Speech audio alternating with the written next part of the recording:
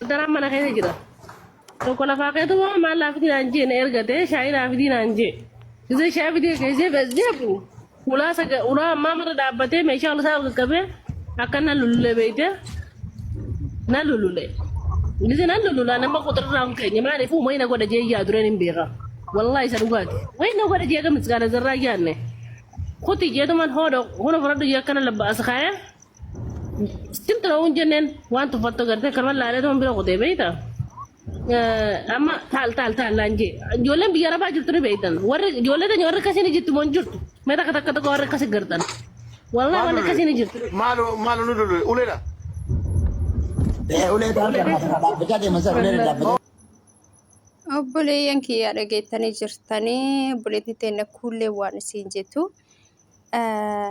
rabbiin nu haa eegu rabbiin hunduma kennaa eegu bakka jirtanitti rabbiin isin haa eegu isinillee of eegan isin jedha obboleeyyan kiyya mana hundaa miti jira manni baalageen jechuudha warri baalageen jira jechuudha kanaaf obboleeyyan kiyya keessattu jechuudha isin ziireessi taatan taanaan uffannaa keessan tolchitan taanaan qaama keessan dhuffattan taanaan isin sattarattan taanaan isin ilkaan keessan mul'isuu baattan taanaan namni ol jedhee akkanumaan sitti fiigee waa sin godhu jechuudha. Kanaaf obboleeyyan kiyya jira manni baalageenis kanaaf rabbiin isinaa eeguun isiniin jedha keessaayyuu uffata isinitti maxxanu uffata satirii hin qabne hin uffatina isinii galee obboleeyyan kiyya. Kanaaf yeroo baay'ee jechuudha nuti ijoolleen Itoophiyaa baay'ina Itoophiyaadha irra caalaa harka irra caalaa ka waa hedduun karaa hedduun miidhamu jechuudha isinii galee ka ajjeefamus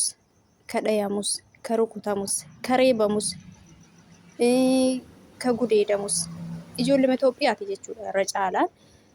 zeegaa biraa caalaa zeegaa keenya irratti baay'ata jechuudha cunqursaan dararaan hedduun jechuudha biyyoonni namaa kunneen. Maaliif obboleeyyan kiyya hojii keessan hojjedha baqa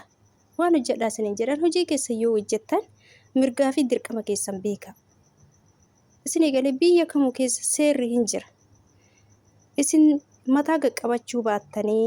hojii keessan irratti baqa hojii keessan yoo hojjettanii baqa mataa yoo qaqqabachuu baattan